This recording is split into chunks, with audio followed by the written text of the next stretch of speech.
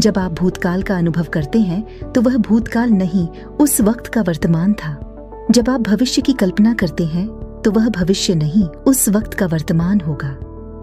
आत्मा के बिना समय एक वहम है। डॉक्टर सत्यवर्धन तिवारी, जो कि लाइफ एंड बिजनेस कोच है, कहते हैं कि हमारे अस्तित्व को समझने के प्रयास में जो मूलभूत तत्व प्रमुख रूप से सामने आते हैं वो हैं भूत, भविष्य और वर्तमान। भूतकाल वह दर्पण है जिसमें हमने जो भी किया है उसकी छवि प्रतिबिंबित होती है। हमारे जीवन में जो कुछ घटा है वह हमारे अनुभवों का आधार है। हम सीखते हैं, बढ़ते हैं और इन अनुभवों से अपने भविष्य का रास्ता तय करते हैं। हम सिर्फ उससे सीख सकते हैं, उसे दोबारा जी नहीं सकते। भविष्य हमारी आशाओं और योजनाओं का घर है। हम अपनी कल्पनाओं से भविष्य का निर्माण करते हैं जो अक्सर अनिश्चित और कल्पनाशील होती हैं। भविष्य की कोई निश्चितता नहीं है, वह केवल एक संभावना है जिसे हम अपनी इच्छाओं से आकार देते हैं। वर्तमान ही वह समय है जो हमारे पास सचमुच में है।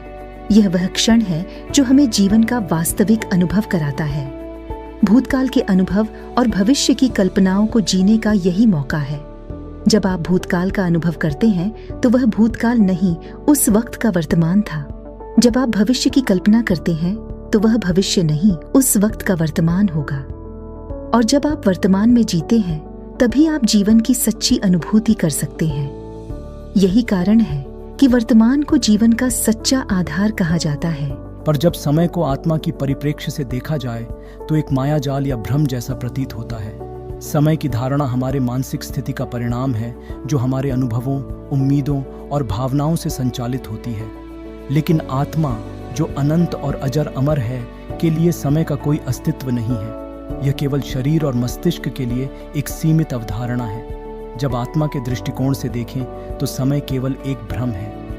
जीवन के इन तीन पहलुओं भूतकाल, भविष्य और वर्तमान में फंसा मनुष्य उस समय के चक्र में उलझा हुआ है। समय केवल एक वहम है, एक माया जो आत्मा के बिना अधूरा और असत्य है। भूतकाल अनुभव है, भविष्य कल्पना है और वर्तमान जीवन है।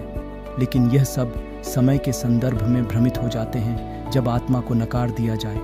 समय की इस माया से बाहर निकलने का एकमात्र तरीका है आत्मा की गहराई को पहचानना और जीवन के हर क्षण को सच्चे रूप में जीना। एक बार ध्यानपूर्वक फिर से सुनिए, शायद जीवन का एक अलग पहलू दिखे। पसंद आया हो तो शेयर कीजिए। नमस्कार, शुभ कामनाएं।